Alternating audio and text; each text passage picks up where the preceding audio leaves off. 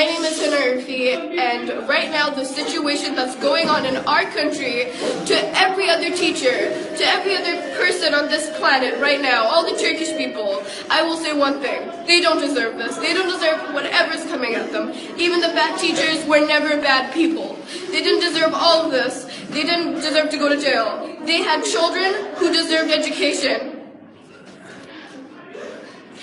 And if you want me to leave this country, I will.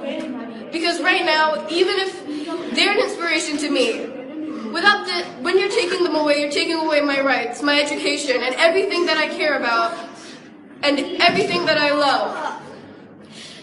Because they're my teachers, and I still care for them.